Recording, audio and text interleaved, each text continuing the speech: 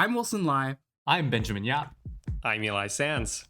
And I'm Andrew Ahn. You're listening to Deep Cut.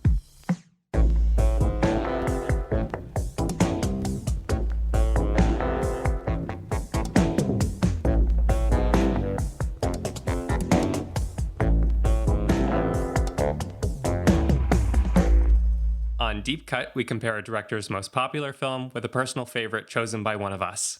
We also discuss the director's life and career to bring in context that helps us view their movies as they may want us to.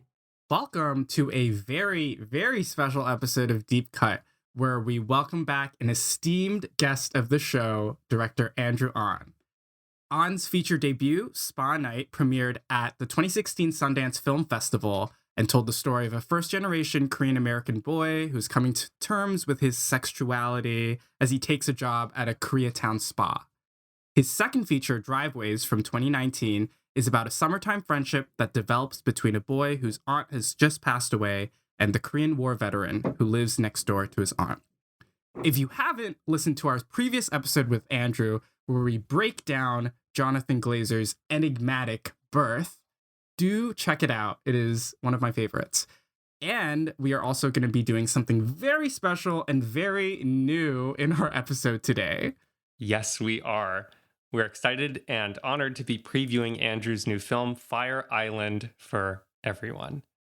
Set in the iconic Pines, Andrew Ahn's Fire Island is an unapologetic, modern-day rom-com showcasing a diverse, multicultural examination of queerness and romance. Inspired by the timeless pursuits from Jane Austen's classic Pride and Prejudice, the story centers around two best friends, played by Joel Kim Booster and Bowen Yang, who set out to have a legendary summer adventure with the help of cheap rosé and their cadre of eclectic friends.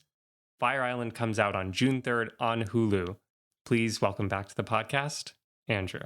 Hi, everyone.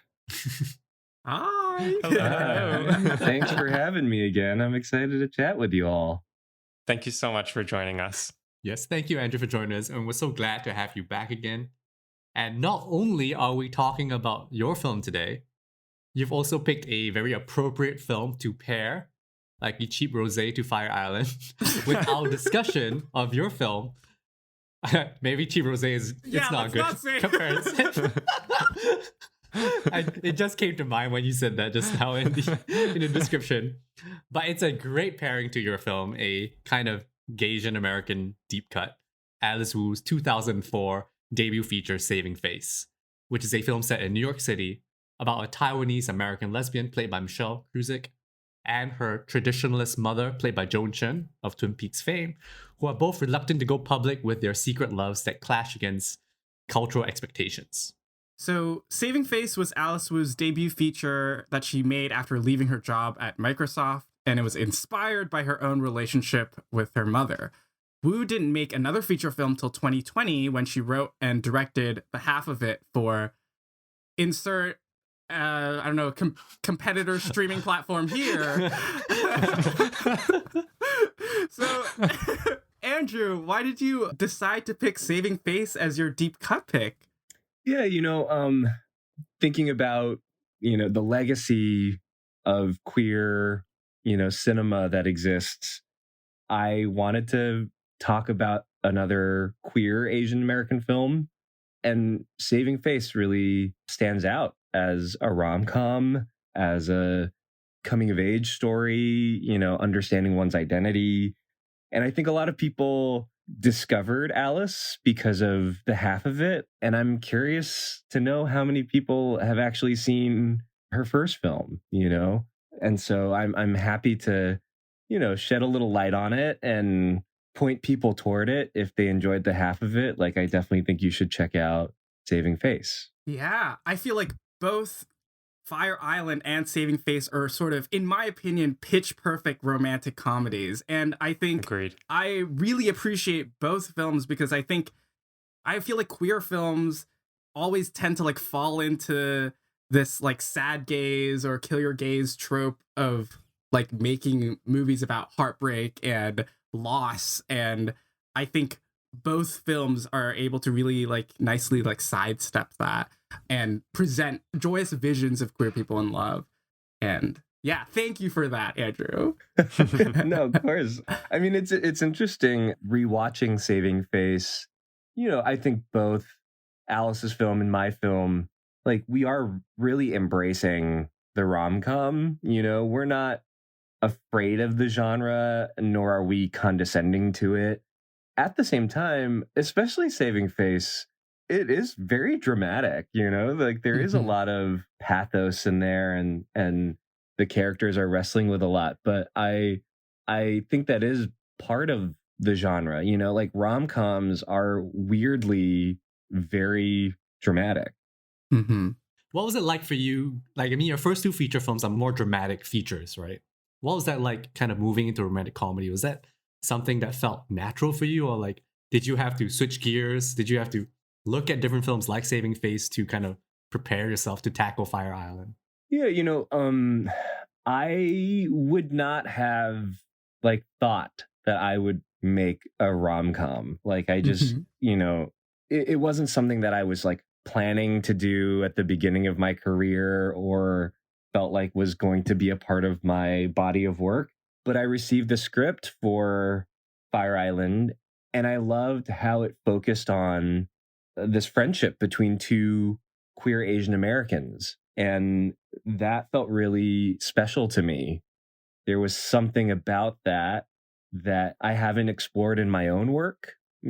Spa Night, a very lonely queer Asian American character. Yeah.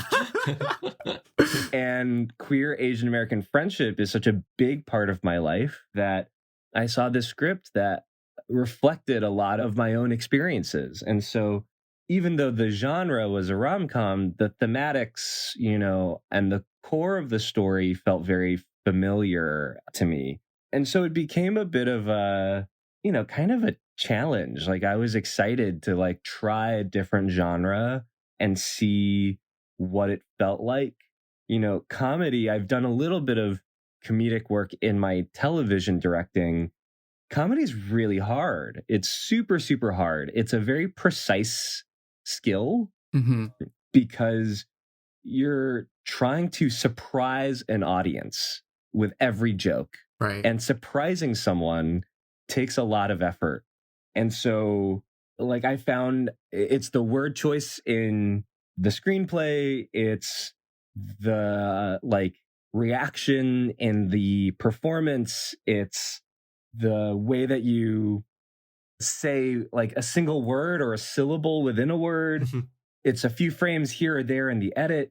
Like, it's such a precise skill, and the difference between what like a joke that lands and a joke that doesn't land can be so minuscule that like I was really kind of obsessed with the task, Oh. And so I really wanted to learn about it.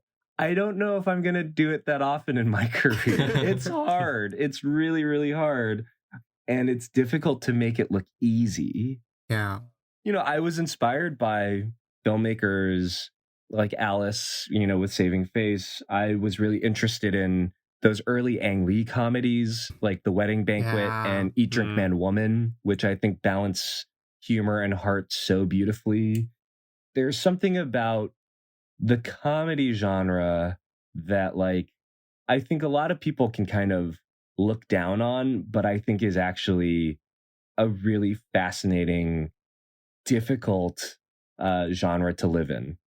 One of the ways that you surprise the audience, I felt from watching Fire Island, was through your use of camera movement, in particular pans. So I'm thinking of a couple of different moments. One at the party at Charlie's house, who's the love interest of Howie, played by Bowen Yang, when Noah, played by Joel Kim Booster, is saying, "Don't let them look down on you." And then boom, the camera pans right as Luke rushes past them, their friend, to throw up into a vase. Yeah. And it feels like an expansion of the visual and camera style that you've had in your other work.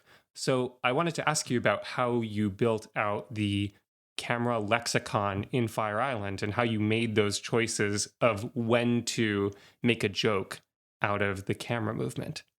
Yeah, I am always looking for a way to visualize the moments, the storytelling, each scene. I'm trying to find a way to make it cinematic and interesting. Mm-hmm. And with comedy, sometimes it really relies on the camera work, the way that it's written. There's this moment in the film where they're all on the pier, all the characters, and Howie gets invited to the house party by Charlie, and then it's the wide shot. It's the wide shot. And, that was like, I don't know how to play that joke in coverage, actually. It's not as effective if you break it up into mediums and close-ups. It's like, it is more effective as a wide shot. And that was something that my cinematographer, Felipe Vardere, had suggested. And it made so much sense for how it was scripted, even if it wasn't scripted as like it plays in a wide shot like that. It felt natural. It felt right. And I think there's a lot of humor in like what you see or what you don't see, in how you're framing, in what you're moving to. It's a really again, like such a precise skill, and we tried a bunch of things on set and then of course in the edit to just really get as much out of the humor. I'll say, like, oddly, especially with an ensemble like this, sometimes when we move the camera less, when we cut less, it was funnier because you saw more of the people, you saw reactions. Yeah. And the ensemble is so good that we relied on it. Like, we felt like it gave it that sense of family. Yeah. And even if it wasn't necessarily like what you might expect from a comedy, I think that the humor worked better sometimes, just like, like letting things play out, letting things hold. And that's maybe a little bit my indie film background, but yeah, I'm very gratified by those moments. Yeah, it definitely pays off. And I wanted to ask, what was it like working with such a big ensemble cast compared to your previous two features? You really are working with a lot more people who are in many scenes of the film. Was it hard to rein everyone in and keep everyone on task, or was it easy for you? Yeah, I mean, to a certain extent, I didn't want to rein people in, because so much of the film is about family dynamics and seeing a very organic friendship between all the characters. And so I tried to keep a very, loose and fun set. Obviously, there were moments when we needed to like get the shot before the sun goes down. But I think the cast understood, like, oh, like, we need to get the shot. But other times I, let them play and kept the camera rolling and was very gentle in my direction. I purposefully had a very light hand in my directing on this movie. And that's kind of my MO in general. I really hate like puppeting actors. I think it leads to bad performance.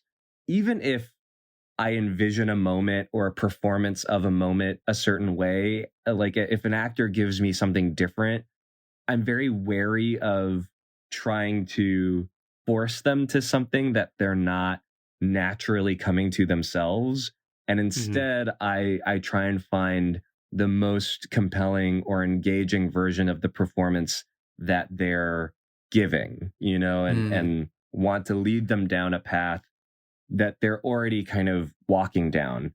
And so I had a lot of fun with the ensemble. Like, I could see that they were having so much fun with each other. Like, I didn't want to get in the way of that. And, was it difficult sometimes? Like, definitely. Like, as a director, I want to give myself to everybody all the time. And you can't do that with an ensemble. But, this cast is so generous. Joel Kim Booster, Bowen Yang, Margaret Cho, Conrad Ricamora, they were all so game for what this was that, like, I never had to worry that like I was going to lose them because they felt like they weren't getting enough attention, you know? Mm-hmm.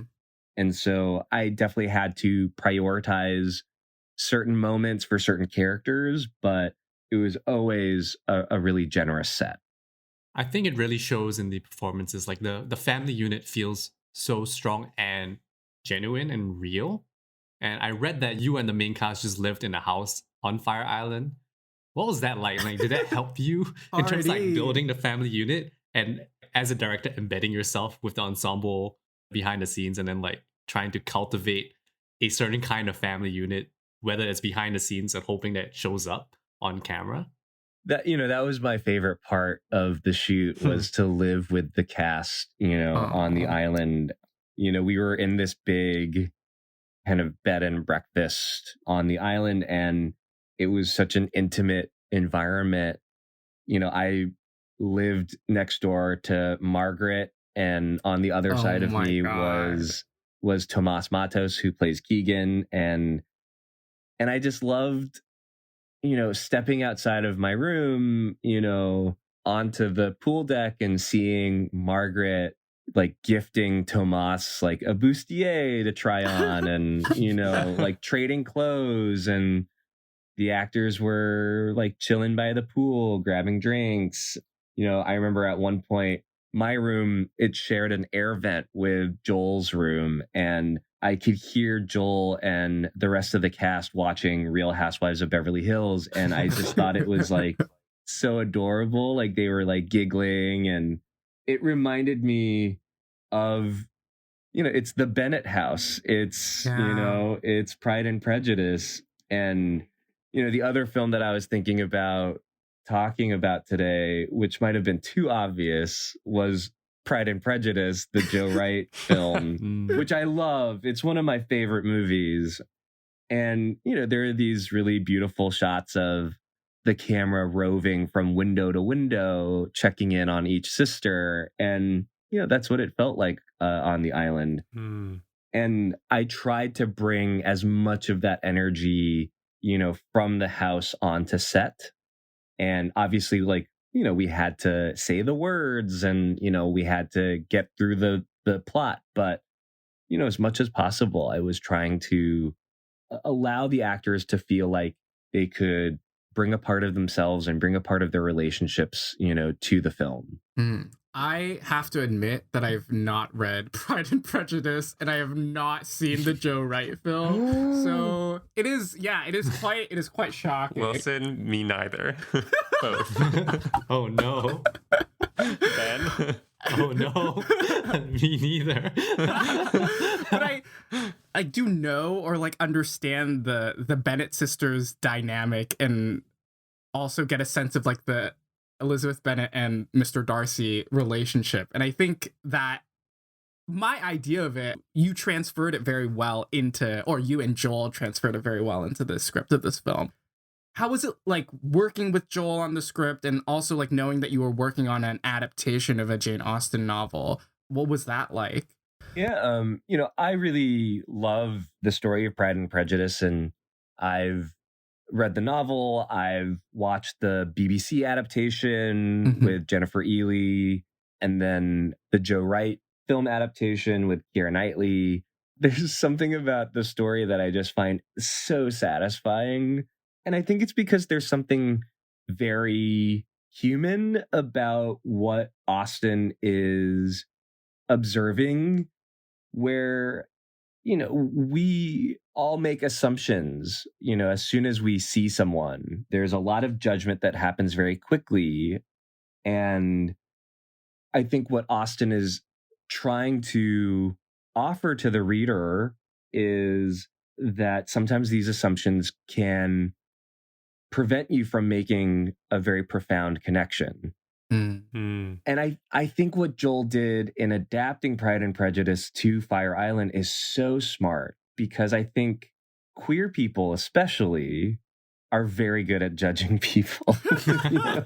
Yes. We're very good at that. And I actually think that it's part of our queer experience that, like, as young people, we're trying to figure out like who's going to be cool with us being queer, like I think it's a survival technique, like we don't want to get beat up. We don't want to get into an awkward situation.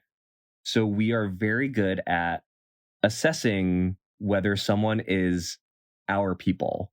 And so I really love that Joel really saw this adaptation through and found ways to take what was happening in Regency era society and bring it to queer culture on Fire Island. The collaborative experience was really intense. Joel and I, we had so much work to do in a very short amount of time. I'll fully admit that I was not the original director, and it's out there in the world, actually. The very first version of Fire Island was a Quibi show called Trip. Hence the excellent Quibi joke. Exactly. Thank you. And they had a different director attached. And I had actually interviewed for it back when it was a Quibi show, and I didn't get it. I was one of the final few, but my joke is that Jeffrey Katzenberg didn't think I was funny enough. When it got turned into a Searchlight movie and they had to search for another director, I got it that time, and I felt very validated and gratified. But they brought me on real late. There was a very narrow window of time that we could shoot the movie because it had to be shot when it was warm out. Right. But then also we couldn't be on the island during peak tourism season. Right. And then Bo and Yang had to go to Saturday Night Live again in the fall. So we had a very, very narrow window of time that was coming up very quickly. And so Joel and I worked our butts off, and at the same time, Joel is preparing as an actor, which is a whole nother process. Right. And so we had a lot of discussions. We went through the script page by page. There are certain remnants of the Quibi formatting that we had to excise so that it felt like a cohesive movie and not like 12 chapters of, a show. But, we very quickly understood each other's priorities. And for me as a director, I knew that this was Joel's baby. And so the dynamic was always clear. I was never going to take the movie away and make it fully mine. It was always going to be a collaboration. And so not having an ego about it made it easy for me. I think if this were like closer to like my own experience and it was something that I felt really, possessive of, that would have been different. But I saw Joel's passion for this story and I wanted to facilitate that. That's a great answer. Your questions are very multi-part, and I'm trying to like hit each one. But yeah. You talked about the kind of short time frame, but this is also your first studio film, like a big studio film. Like, what was that transition like? Like going from doing smaller indies to something bigger with a bigger cast, executives, big locations, marketing, short time frame, studio oversight, short maybe. turnaround, all that. No, totally. I mean, more money, more problems. It's tough. It's really tough. I think we had to make this as a bigger budget film. The way that the script was written, the set pieces, beyond the ferry, right? Like we couldn't steal a ferry shot. We had to be able to pay for the ferry. We had to own the ferry for, a day or two.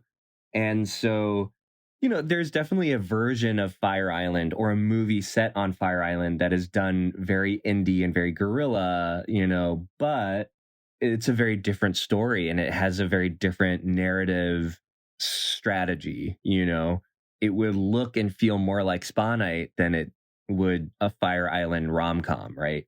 And so I never felt annoyed by it. Like I knew that this had to be made by a place like Searchlight.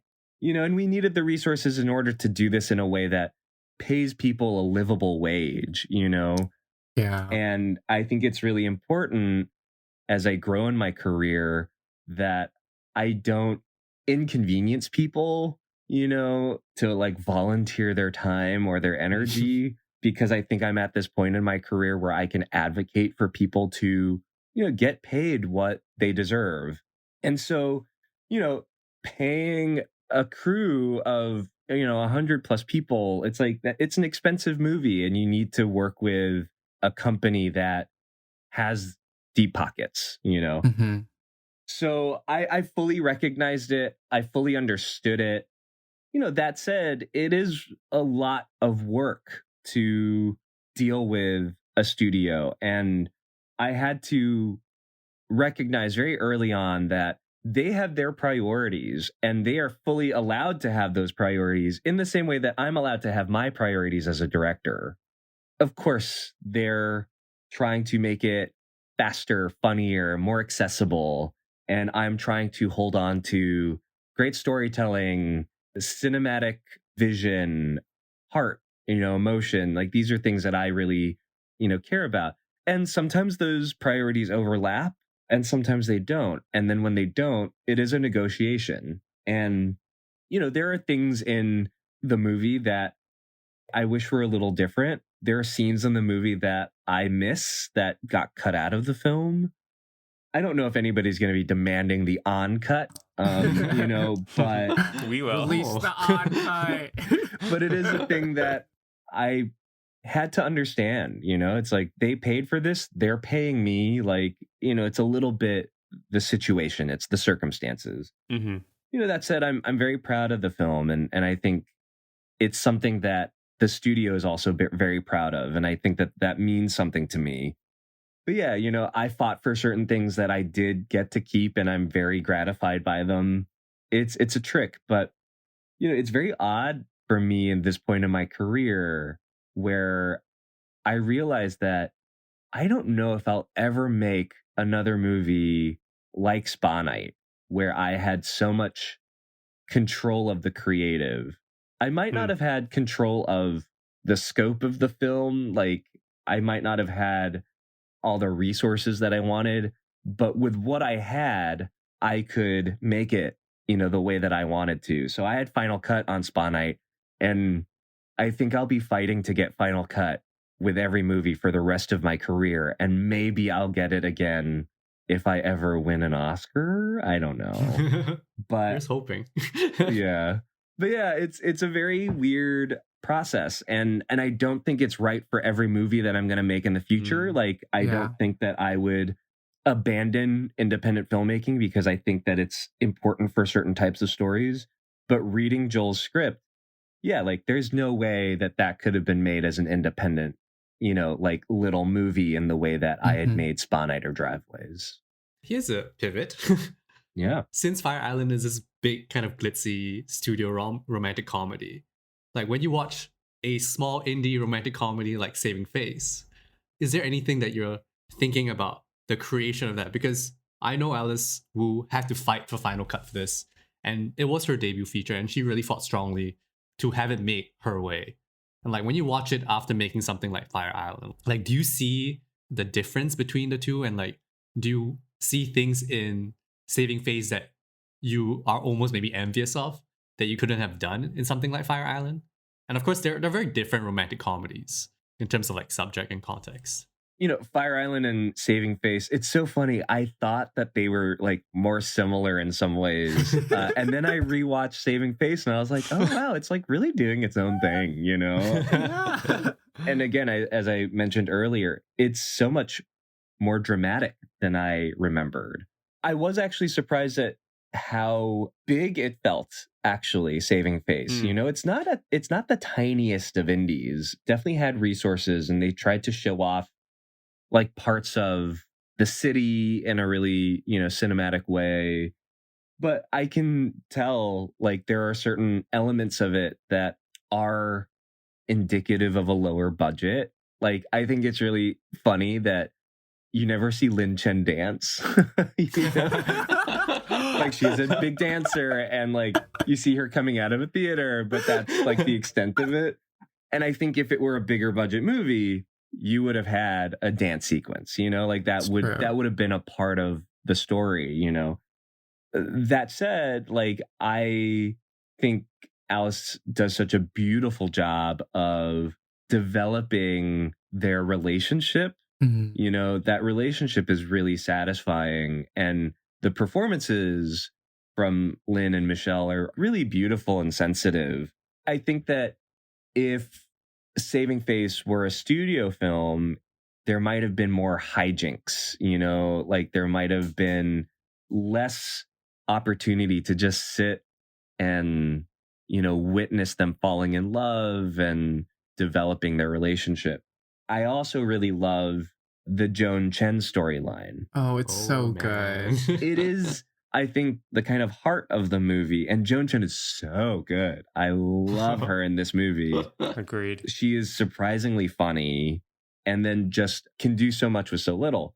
I think there's something about her storyline that under different circumstances, I think would have been, more sensationalized in a film, but Alice really makes it so human.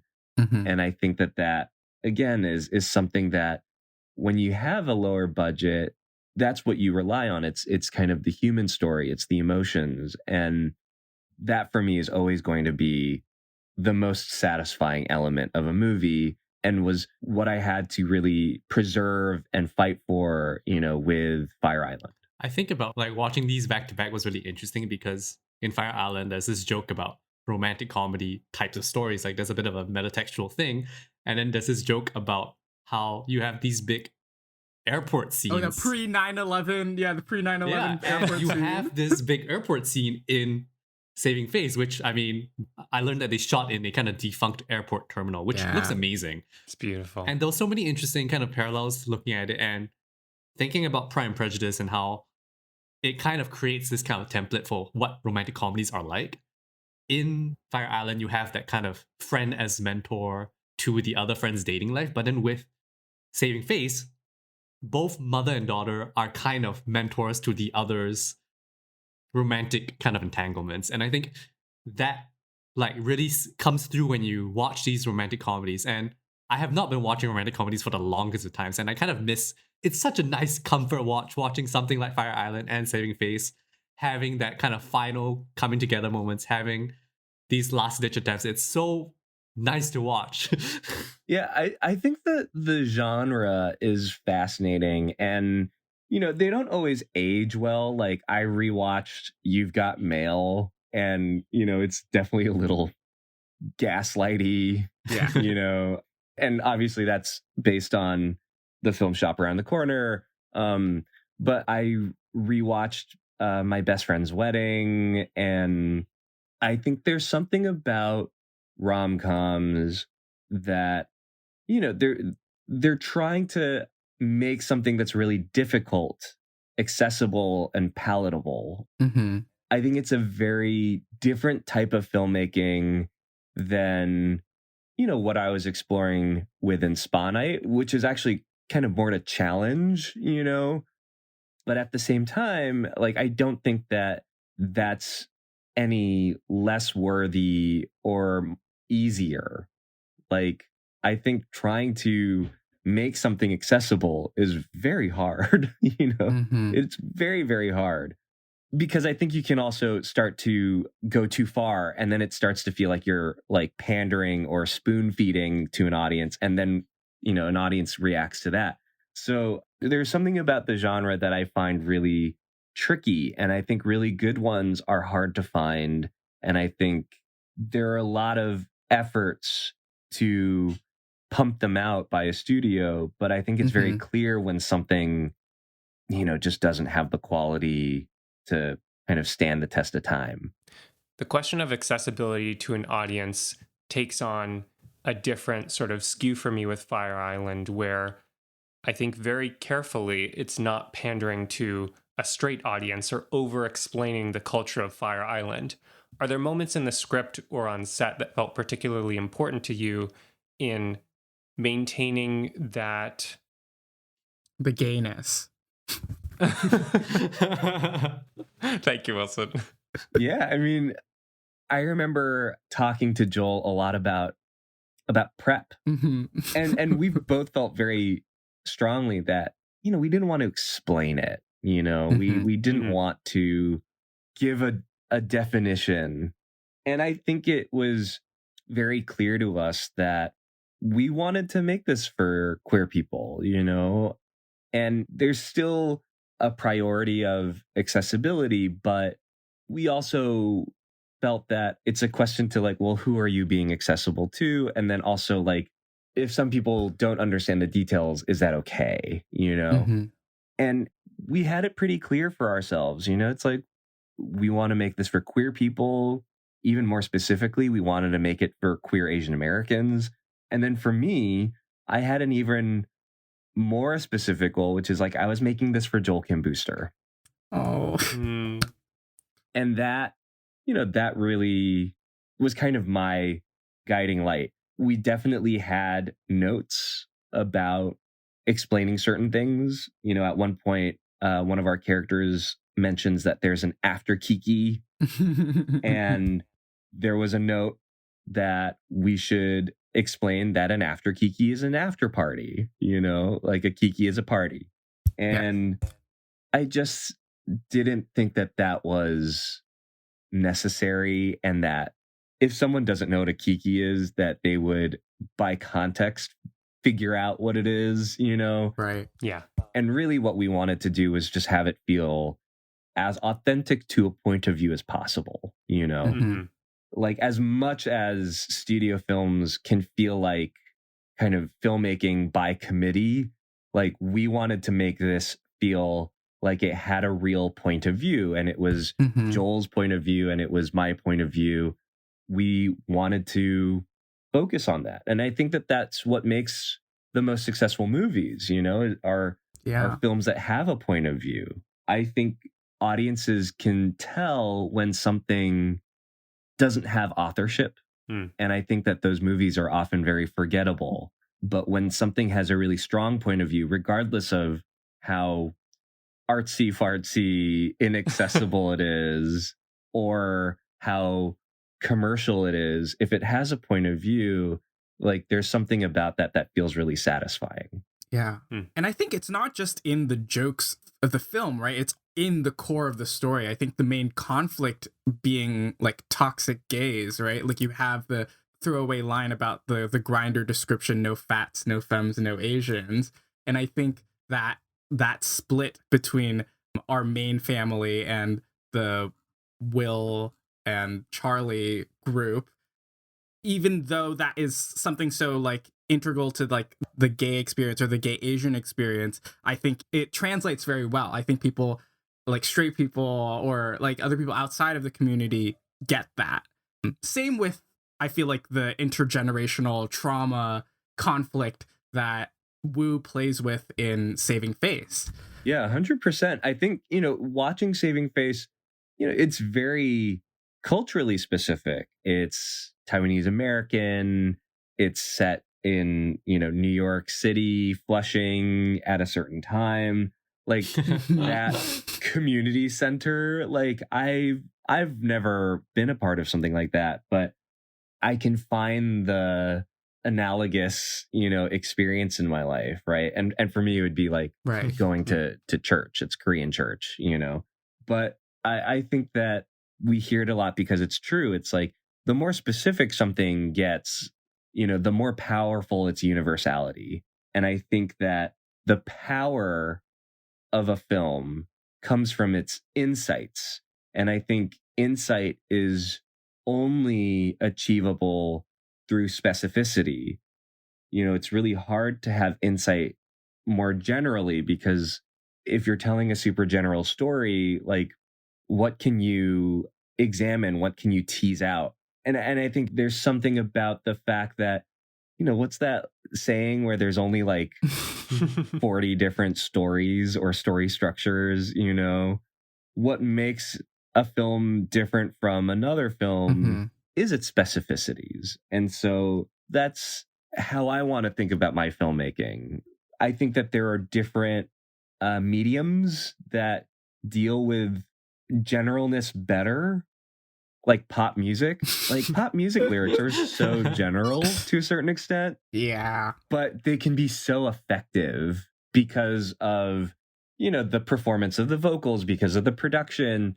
And what we do as an audience is hear the pop song, and then because the lyrics are so general, we map it onto like a specific part of our lives, and then we get an emotional reaction. Like I remember crying to Celine Dion's "That's the Way It Is," Yes. because I thought the song was about my breakup. Like I was like, it's about my breakup. Like this is what that is. So I think that there are many mediums that deal with generality better. Filmmaking, I think it's really hard. Speaking of pop music, I really want to commend your beautiful use of pop songs, especially Britney Spears' Sometime. And I feel like you speak about the generality of pop music, and I think it shows that if you're able to like place this really like heartfelt song about, I don't know, being innocent, or I don't know, showing yourself fully to the love of your life, and placing it into Howie's character and him performing it in that moment, makes it such a potent scene. And I think it is also really important in that relationship between Howie and Charlie. And can you talk about like how that scene came about? Was that written into the script, and how was it like filming that?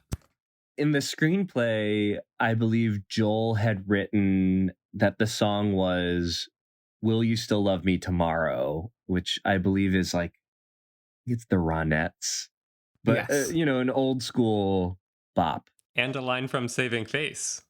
Oh God! Oh my God! You're totally right. Yeah. God, the synergy between the movies. But with Joel, we very quickly came to the conclusion that we should let Bowen choose the song, and Oh. Bowen gave us a list of songs, because we also had to go through the process of clearing it, and so we didn't know like which one could clear. He had a lot of Carpenters on there, Nice. which just like says so much about Bowen Yang, and I think it's just so sweet. Yeah. And then there are a few songs that were more poppy, modern, that I think could bring a sense of like humor to the piano karaoke rendition. Mm-hmm. And Bowen had Britney Spears Sometimes, and I looked up the lyrics. I remember the song, but I don't think I would know what the song was about unless I Googled the lyrics. And so I Googled the lyrics and looked them up, and there was just something so Jane Bennett about it. Jane is not so obvious about her love, and she I think has a bit of a kind of self-confidence issue, and there was something about the lyrics to Britney Spears Sometimes that felt so appropriate, and felt really appropriate to the moment for Howie, that it was very quickly my favorite idea. And we were very lucky to be able to get the clearance for it. And there's just something so fun about it. Yeah. I love that, especially seeing it with an audience is super fun, because you start to hear murmuring where people are like, is it? And then they're like, oh God, it is, and then they start laughing, and then they're into it, it's really, really cute. Yeah. And then it just, like gets very poignant, as kind of a communication of a personality, from Howie to Charlie, and also a moment for Howie to be confident and in the spotlight. There's a lot of really kind of fun, beautiful stuff in there, wrapped up in a kind of classic rom-com musical moment. Yeah. So I was really happy with how that all came together. Yeah. Was it always the choice to have it replay during that boat chase scene? Like whichever song you guys chose for his karaoke, was it the plan to have it come up again during that climactic scene? No, actually, that's a good question, and I haven't been asked that question yet. The song wasn't written in the screenplay to have a reprise. Mm-hmm. Is it reprise or reprise?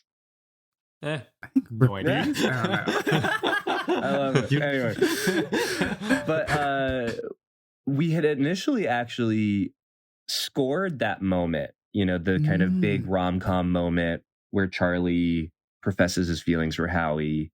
And we had tried actually a bunch of, classical strings, that was kind of the first thought. And then our assistant editor, Matthew Buckley, he had the idea to try a needle drop, to try song. And I was skeptical at first, but he had tried a Beach Boys song that I thought was really fun, but kind of thematically not right. And then we went back to our music supervisors, Patrick Houlihan and Natalie Anderson, and asked them, like, hey, like, could we try a song here? And like, what do you think could work? And they had the idea for Britney Spears Sometimes. And it weirdly made so much sense, And then for various reasons, we decided the best course of action was to get it covered. And we were so lucky to woo the band Muna into covering the song. It is Muna. I was It's like, Muna. who is that? And I was like, it's Silk Chiffon. Okay, yes, I exactly. get it. It's Muna, and they're releasing the song, when the movie drops, and I just think it's such a banger. I love it so much. And their vocals are so good. The production is so good. So yeah, I think it's a really special part of our movie, and I'm really excited for people to get to hear it. It's a real secret. Like, people don't know about it yet. Oh, that's Can we great. break the news? I mean, Exclusive. Is this a scoop? Is it a scoop? I mean, to a certain extent, people will have seen it in the various screenings that we've done. Like, it says it in the credits. It says it's performed by Muna. But yes, whenever this comes out, I think it'll be fine. Yeah. Shattering awesome. our NDA to reveal Muna covered Sometimes. How were the screenings, Andrew? Because I know it is coming out next week on Hulu, so I'm very glad that you had in-person screenings where you were able to like show it to people in person. And how did they go, or how have they been? The screenings have been really wonderful. I will say, again, kind of going back to this theme of comedies being really hard, watching a comedy with an audience is really nerve-wracking, because if they don't laugh, you haven't done a good job, And so every time I watch it with an audience, I'm waiting, like, are you going to laugh here? Are you going to laugh there? And it makes me so nervous. It just makes me so nervous. So I really hate watching it to a certain extent with an audience, unless it's like super receptive and they're like on board. It's really interesting to see how different audiences react to it. An older audience versus a younger audience, a queer audience versus a straight audience. But I've been really fortunate that, yeah, people have been responding to it really well. It makes me really sad that it'll drop on Hulu and not have a bigger, kind of fun theatrical release. But again, that's a little bit, it was the deal that was made. It was always going to be a Hulu release. Even before I was on board as a director, there was a secret hope that like we would make it so good that, Searchlight would be like, we're going to release it in theaters.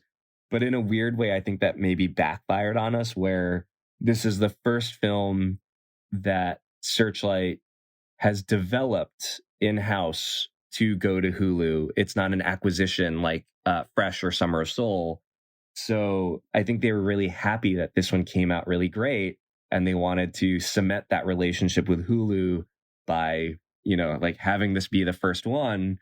And so, I'm very happy that it's getting this kind of platform, because I think it means a lot of people will get a chance to see it, and we are going to have a few special screenings. Like, we have a screening in Provincetown, and we have a screening at the Castro in San Francisco.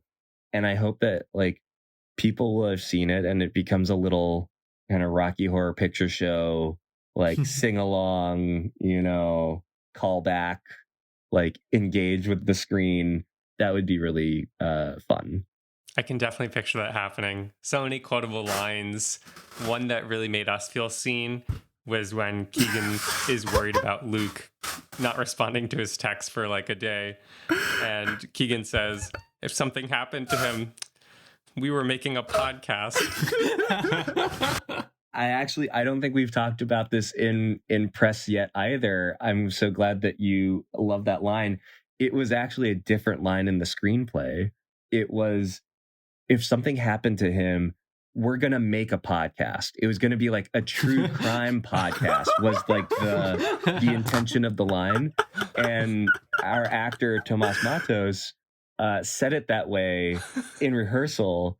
And we couldn't stop laughing. Like, it was just so funny because immediately your head goes to like, what podcast do these two characters have together? Like, what is their podcast going to be? And so we asked Tomas to keep it that way. And it's one of my favorite moments. We really wanted to record a Luke and Keegan podcast for the end credits. And we never quite got around to it, but maybe something for the future, promotional materials. I think they would be so funny. Yeah. But yeah, it's a better line that way. Now I'm imagining it's a podcast where each episode is just a different Marissa Tomei film.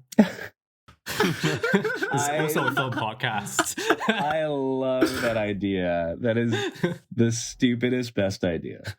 And then one where they just shit on Ex Machina. Yeah. Yeah. That also made me feel seen. It's a really fun moment. Like, the actors had so much fun with it. I also just think there's something so gay about Heads Up, that game. But it's really funny. Like, the Heads Up game, it's making that like countdown sound for way too long. Like, it's so long, but it makes the moment funnier. Like, again, I'm talking about kind of the precision of comedy, and like that scene works better if you hear the countdown of the final 10 seconds of Heads Up, but I think they're doing that scene for like 20-30 seconds, Yeah. It also like makes me laugh because I'm like, oh, you must have gotten Alicia Vikander so quickly, like. Yeah. But yeah, it's a favorite moment on set, and I'm very thankful to the kind of commitment to the bit. Yeah. I mean, I love the main cast, but Luke and Keegan, the kind of like comic relief characters, are extremely funny, and they bring so much energy and like comic relief to the whole proceedings and everything. Yeah, I love, there's something about, again, like Jane Austen, she wrote these really indelible characters, and the way that Lydia and Kitty are kind of paired together, for us, it just made so much sense. Like Luke and Keegan, and Mary is, a little bit the Debbie Downer, like tries to ground everybody. Like Torian Miller is so good at that as Max. And I love that Max and Erin, played by Margaret Cho, have kind of a cute, relationship. So like all of those little dynamics make the film feel, just more authentic and lived in. And I remember talking to Matt Rogers and Tomas about, Luke and Keegan's friendship, and you could just see like, oh, they totally got it. Like there's a comfort with each other, a touchiness that, I think a lot of queer people can kind of understand. And, it's platonic.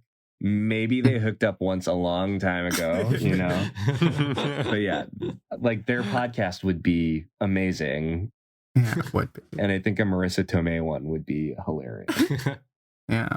I really should check out some of this Jane Austen's work. Sounds like a real talented lady. I think I probably relate to Max the most because the second that deer came on screen, beautiful shots, by the way, I was like, yep, yeah. Max was right. Deer ticks. Like, everyone's getting Lyme disease. It's a thing on the island, like It's a problem. those deer are so cute. And then if you look at them up close, you're like, oh, you are covered you are covered. Oh, it is no. disgusting. Mm-hmm. But like the deer, I was so obsessed with the deer. Like I was like, we need a shot of the deer. And like I sent our camera team out. I was like, please just find them wherever they are. But yeah, it's, there's something about the flora and fauna of Fire Island that is really beautiful and really like inspiring. And I wanted to show that the kind of organic environment landscape with this very manicured, constructed society of queer people. Like, I love that juxtaposition and wanted to try and find that beautiful tension between the two. Yeah, I love all the nature shots that you have in this, and it really feels like I was like watching. I was like, "Oh, that's a quintessential On moment." like the rooftop chat that Howie and Noah have at the beginning. I was like, "Ooh, that's an On moment as well." Well, thank you. I mean, it's funny. Like, there was one like super On moment that got kind of cut out of the movie, where it's Joel's character overhearing Charlie and Will talk about them, and Joel is behind the door, and he's kind of lit through the light from outside, and he's super wounded and hurt. And there used to be a shot right after that where he opens the door and his face is really hardened. And that was so satisfying to me. The problem was that in the edit, audiences didn't seem to get that kind of shift happening with just like the slide of a door, and it never played in the way that I wanted it to. And in this kind of brutal kind of edit for time, it got cut out of the film, and I'm still a little sad about it. And interestingly, there's a moment in Spa Night where I had the same thing, and it was the last cut out of the movie, and it's the coda of the film. It's after the big spa sequence at the end, and David walks back to the house with his dad, and he checks on his mom, and his mom is sleeping, and then there's a shot of him watching his dad asleep. And we used to have a reverse shot on David watching his dad sleep. And it's such a beautiful performance. And there's just something about that reverse shot that I really miss. And we cut out of the movie because it was almost too emotional. I remember watching it with my editor, and we both made the decision, that it felt like he was just so depressed, and we didn't want that. But there was something about it that was just really special. So, regrets, it's a thing, but I know why we made those choices. And so I'm not going to dwell on them, but I definitely still remember. Well, look, if we're breaking our NDA anyway, just send us the shot and we'll leak it. Release the on-cut. I would love to. I know. I think it would be very funny if Twitter somehow got behind that in a weird way. I don't think film Twitter is going to, demand it. But yeah, it's a really funny process, kind of honing a movie, and it's very reflective of the moment that you're in, the mood, the headspace. You're always going to make different decisions if you look at it again at a later date. Sorry, we're all just messaging off screen that we know you're close to your out time. Yeah, no, totally. But I think that was a beautiful pausing point. I did that very inorganically. Forgive me. Totally cool. Thank you so much, Andrew, for coming on the podcast again to join us for your talk about your upcoming film. Fire Island comes out on June 3rd on Hulu. And I think it comes out on Disney Plus in international territories. I have no idea. That is correct. There'll be some orgies on Disney Plus. Lovely. I can't wait for the Singapore Ratings Board to watch this film. I can't wait. And then read their classification thing, because they always write out what's the stuff that's why this got R21 or whatever. I can't wait to read that.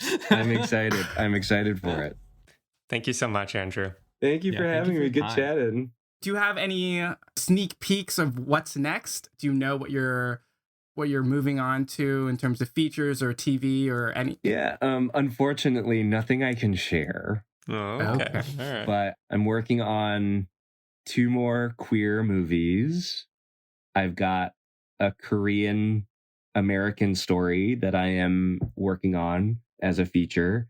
And then, just trying to have fun with my career. I mentioned Ang Lee before. I want to make my Hulk. I want to make my Crouching Tiger. I want to make my Brokeback Mountain. Like, the joke is that Fire Island is my version of Ang Lee's Sense and Sensibility. So yeah. Is there anywhere that people can find you online that you would like to tell us? Yeah, I'm on Instagram and Twitter at Andrew Ahn Films, and Fire Island has our socials at Fire Island Movie. So, please engage, chat with us, and watch Alice Wu's Saving Face. It's so good. And I think, just a beautiful example of queer Asian American rom-com that, really allowed us to make something like Fire Island.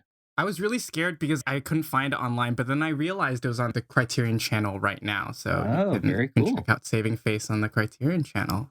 And Tubi. Oh, and Tubi, yes. Love you, Tubi. Thank you for listening to this episode of Deep Cut. Please rate and review because that helps us keep making the show. Be sure to subscribe to us where you listen to podcasts so you know when our next episode drops. Keep up with Deep Cut on Twitter, Instagram, Facebook, and Letterboxd at Deep Cut Pod.